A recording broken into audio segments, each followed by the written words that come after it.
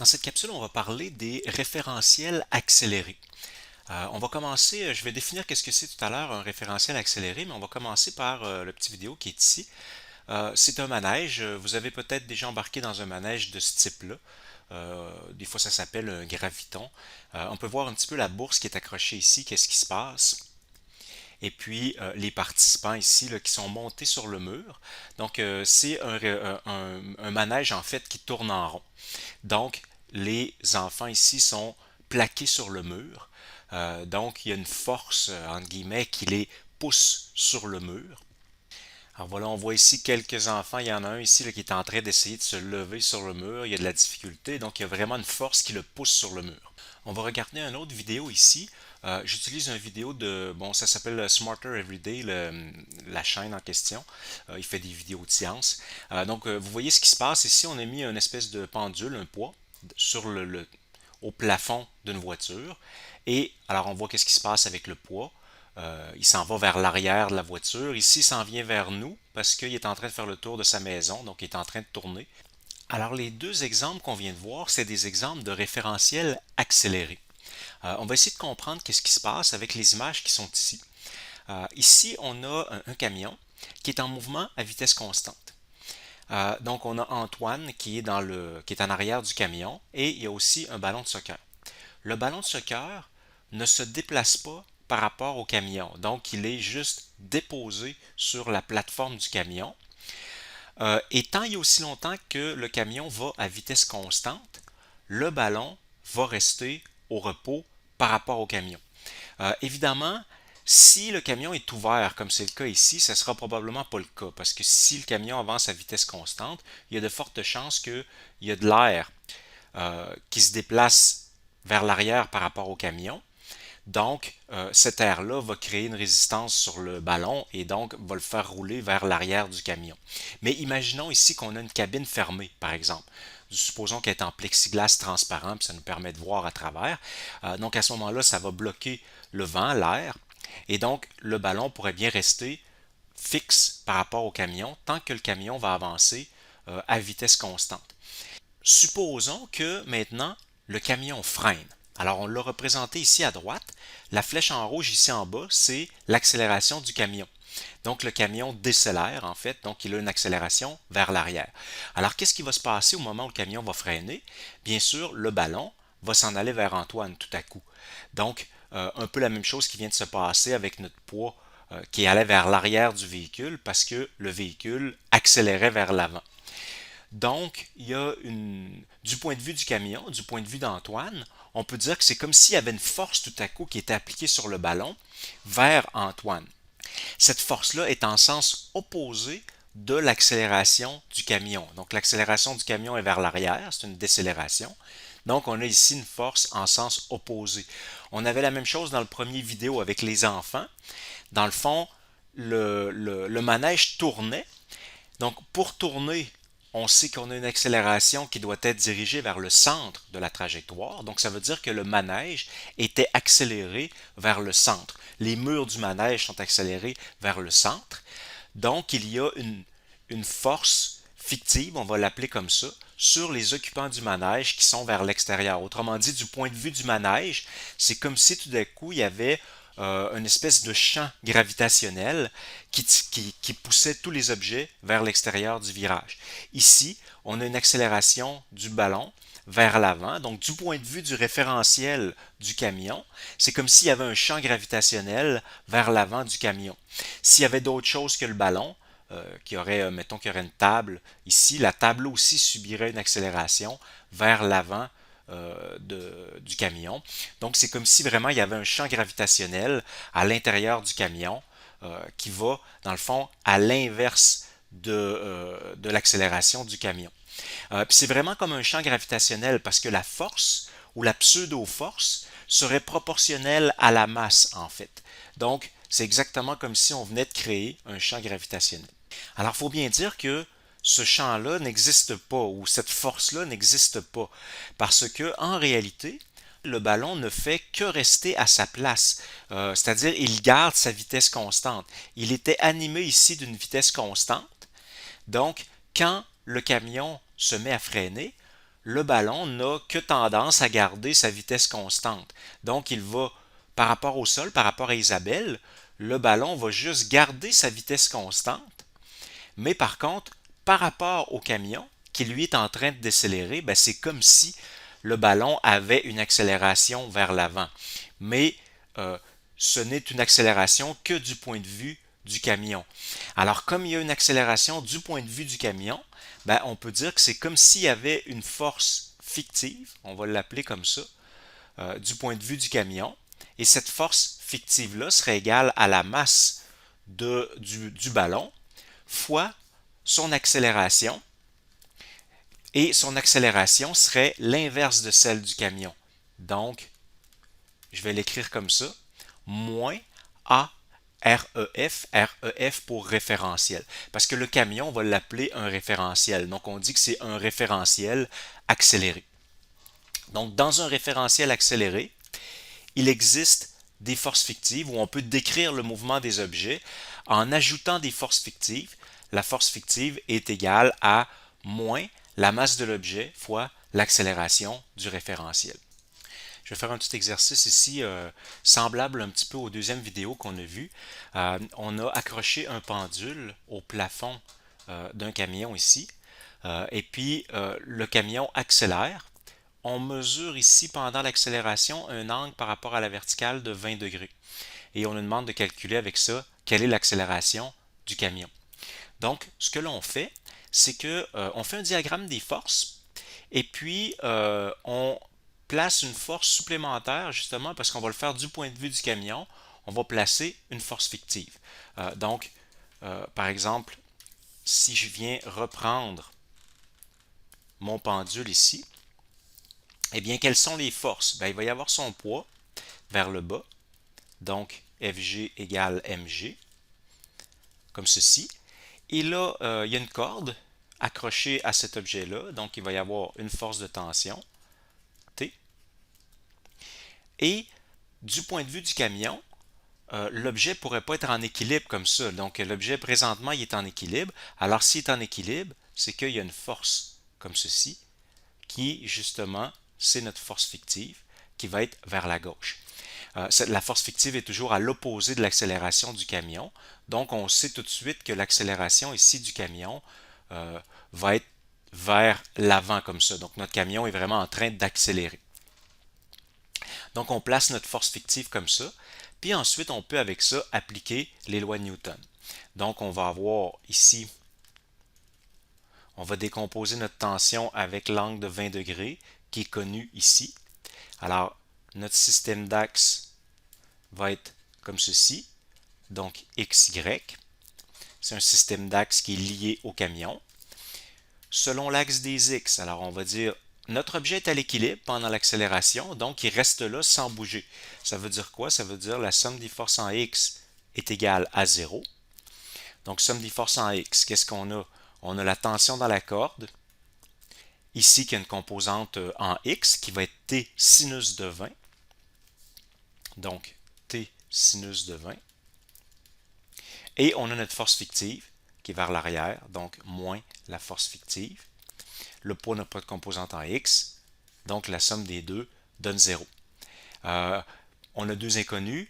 Par contre, ce qu'on peut ajouter peut-être ici, c'est que la force fictive va être égale à la masse de l'objet, de notre pendule ici, fois l'accélération du camion. Ici, je ne rajoute pas de signe moins dans le sens que j'en ai déjà tenu compte ici, là. Donc, j'ai mis le sens correctement. Alors ici, je vais juste avoir masse de l'objet fois l'accélération égale 0. Donc, on peut peut-être faire une petite étape de plus en isolant. Donc, on envoie ça de l'autre côté. Sauf qu'ici, on a trop d'inconnus pour résoudre. Alors, on va continuer ici avec Y. Tiens, Y, je vais le faire ici. Donc, selon l'axe des Y, on va avoir somme des forces aussi égale 0, puisque l'objet est au repos. Donc, en Y, on a T cos de 20 degrés. On va aller voir en haut dans le schéma. Alors, vous voyez, c'est le côté qui est ici, qui est en Y, donc T cosinus de 20. Puis ensuite, on va avoir moins le poids, donc moins mg. Égale 0. La force fictive n'a pas de composante en Y. Donc, on va avoir T cos de 20 égale mg. Maintenant, ce qu'on va faire, c'est qu'on va isoler la tension dans l'un pour remplacer dans l'autre.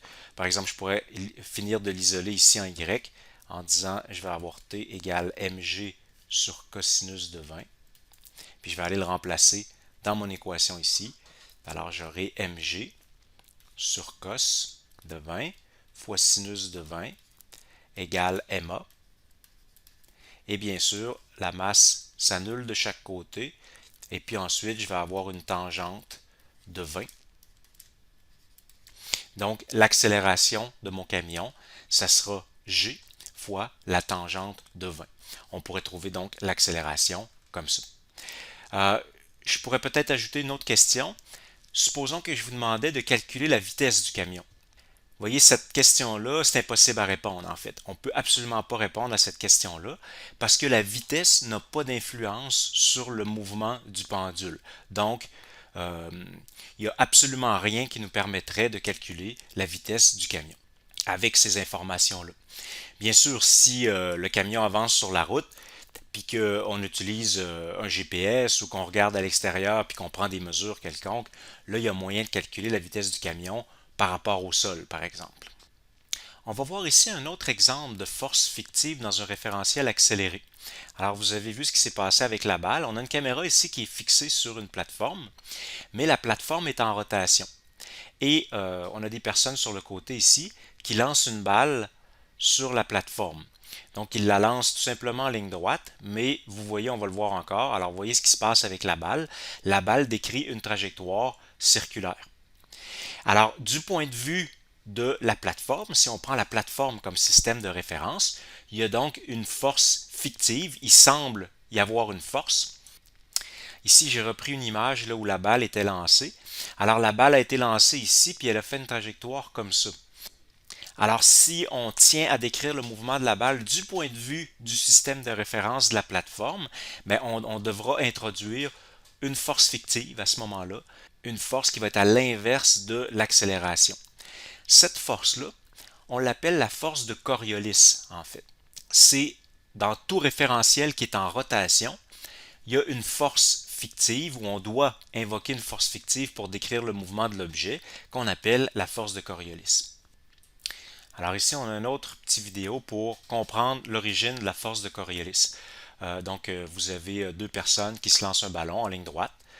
Donc, c'est assez facile dans ce cas-là lorsque la plateforme n'est pas en rotation. Vous comprenez aisément qu'est-ce qui va se passer lorsqu'on va mettre tout ceci en rotation. Alors, ils essaient de se lancer le ballon, mais ils n'y parviennent pas du tout. Évidemment, ils pourraient y parvenir s'ils essayaient d'anticiper le mouvement. Mais donc, vous avez vu, le ballon a été dévié vers la droite dans chacun des cas. Ici, on va voir un petit peu du dessus qu'est-ce qui se passe. Alors, la personne lance le ballon vers son confrère, mais à cause de la rotation de la plateforme, il manque son coup. Alors, si vous regardez de notre point de vue ici du sol, le ballon est allé parfaitement en ligne droite. Donc, on va le reprendre ici. Donc, vous voyez, parfaitement en ligne droite. C'est simplement que la plateforme tourne, donc le ballon a manqué la personne. Donc ici, on tourne encore plus vite, donc c'est encore plus évident, la force de Coriolis. Mais c'est du point de vue, cette fois-ci, de la plateforme. Vous voyez, la caméra, elle est fixe par rapport à la plateforme. Alors, vous voyez la déviation du ballon. Donc, du point de vue de la plateforme, on doit avoir recours pour expliquer le mouvement du ballon à une force fictive. Et c'est cette force-là qu'on appelle la force de Coriolis.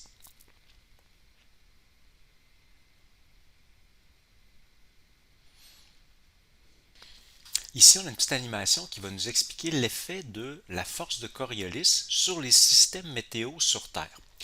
Ce que l'on prend ici comme animation, c'est une piscine. Donc, on aurait une grande piscine ici, évidemment très très grande piscine, mais qui est placée près du pôle Nord. Donc, le pôle Nord serait ici, juste à l'extérieur de la piscine, et la Terre est en rotation. Donc, la Terre est un référentiel accéléré en rotation, un peu comme on a vu tout à l'heure.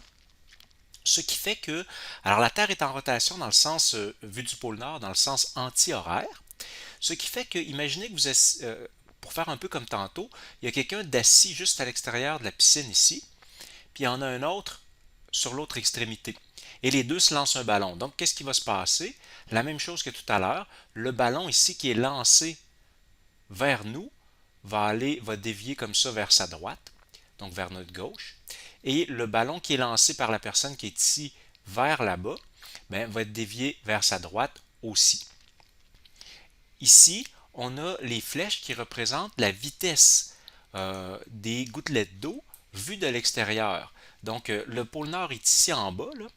Alors, plus on s'éloigne du pôle, plus la vitesse des gouttelettes d'eau est importante. Si on est direct sur le pôle, la gouttelette d'eau qui est là, elle tourne sur elle-même en quelque sorte, donc elle n'a pas de vitesse. Celle qui est ici va un petit peu plus vite et au fur et à mesure qu'on s'éloigne du pôle, la vitesse est de plus en plus grande. En fait, ça serait à l'équateur que la vitesse serait la plus élevée. Maintenant, les unes par rapport aux autres, ces gouttelettes-là ont donc des vitesses relatives. Alors, si on imagine maintenant qu'est-ce qui se passe si on prend la gouttelette qui est ici, puis qu'on l'envoie vers le centre de la piscine. Alors, qu'est-ce qui se passe? Sa vitesse relative, donc par rapport au centre de la piscine, devient plus élevée. Donc, elle va être déviée dans cette direction-là. C'est l'inverse pour la gouttelette qui est partie d'en bas. Alors, elle, sa vitesse relative, elle est plus petite que le centre de la piscine. Donc, elle va se retrouver par rapport au centre de la piscine, être déviée vers la droite. Et donc, ça va créer cette déviation-là. Au fur et à mesure que les gouttelettes s'en vont vers le centre, ça va créer un mouvement en sens antihoraire. Alors ici, on a la même chose pour une dépression. Donc, une dépression ou une tempête. En fait, qu'est-ce que c'est qu'une dépression? C'est créé par la chaleur. Donc, le sol est chauffé par le soleil, par exemple. Cet air-là qui est plus chaud devient moins dense, donc il va monter. Alors, l'air qui monte, ça va créer une zone de basse pression, une dépression au sol. Et donc, l'air qui est alentour va s'en aller vers le centre. Donc, va s'en aller essayer de remplir cette dépression-là. Et donc, ça va faire un peu comme ici. Donc ici, ce qu'on tentait de simuler, c'est une piscine qui se vide. Donc on avait mis un drain au centre de la piscine. Donc l'eau s'en va vers le drain, vers le centre. Et en faisant ça, elle va se mettre donc à tourner en sens antihoraire. Donc ici, on va revoir l'animation. Donc l'eau qui se dirige vers le centre est déviée et se met donc à tourner en sens antihoraire. Alors, il arrive la même chose avec les dépressions. Ici, on voit bien la rotation en sens antihoraire. On a encore une autre ici, donc une basse pression qui se forme et la rotation est en sens antihoraire. Ici, on a un site internet qui nous donne les vents de surface sur la Terre. Donc, on est ici au Québec. C'est pour la journée d'aujourd'hui, mais si on regarde un petit peu, qu'est-ce qui se passe au niveau planétaire? Alors ici, je reviens, on est dans l'Atlantique. Alors, vous voyez, on a une dépression ici et on retrouve bien ce que je mentionnais tout à l'heure, c'est-à-dire la force de Coriolis fait en sorte que l'air qui s'en va vers cette dépression-là, en fait, se met à tourner en sens antihoraire. Toutes les dépressions de l'hémisphère nord, on en a une autre petite ici, vont tourner en sens antihoraire. Plusieurs dépressions, il y en a d'autres ici dans le Pacifique. Vous voyez encore une dépression ici qui tourne dans le sens antihoraire. Si on s'en va maintenant dans l'hémisphère sud, donc on a ici juste au large de la Nouvelle-Zélande, une zone de basse pression ici, et vous voyez que la zone de basse pression, elle tourne en sens horaire, donc c'est le contraire de l'hémisphère nord, et c'est bien normal parce que si vous regardez la Terre vue du pôle nord, vous allez voir que la Terre tourne en sens antihoraire. Mais si vous la regardez, donc elle tourne comme ça, si vous la regardez du pôle sud, ben, au contraire, elle va tourner en sens horaire. Donc, c'est pour ça que les dépressions tournent en sens horaire dans l'hémisphère sud. Au niveau de l'équateur, ici présentement, on est quand même un petit peu au nord de l'équateur. Cette zone-là se déplace un petit peu. On a une zone, en fait, évidemment, au niveau de l'équateur, c'est là qu'il fait le plus chaud. Donc, il y a beaucoup de chaleur de générer et ça fait monter l'air. Donc, l'air chauffé devient moins dense puis elle va monter. Donc, ça va créer une ligne. On la voit quand même assez bien ici, là, la ligne de basse pression. Donc, tout le long de l'équateur, c'est de l'air ascendant et donc ça crée une basse pression. Donc, l'air qui est au sud ici veut aller rejoindre cette zone-là de basse pression. L'air qui est au nord va aller rejoindre cette zone-là aussi, mais à cause de la force de Coriolis, donc l'air qui s'en va ici vers le sud va être dévié vers l'ouest à cause de la force de Coriolis.